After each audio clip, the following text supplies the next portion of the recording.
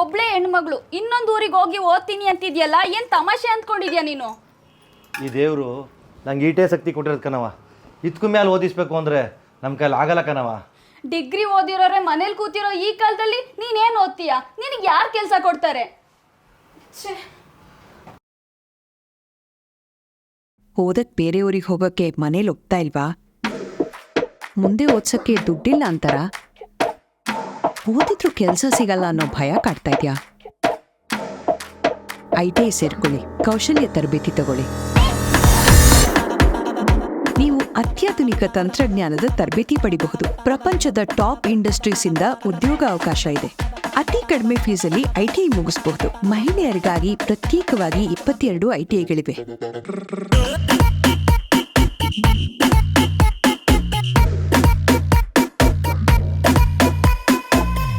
ಹೆಚ್ಚಿನ ಮಾಹಿತಿಗೆ ಸಹಾಯವಾಣಿ ಸಂಖ್ಯೆ 155267ಕ್ಕೆ ಕರೆ ಮಾಡಿ ಅಥವಾ ಹತ್ತಿರದ ಸರ್ಕಾರಿ ಕೈಗಾರಿಕಾ ತರಬೇತಿ ಸಂಸ್ಥೆಗೆ ಭೇಟಿ ಕೊಡಿ.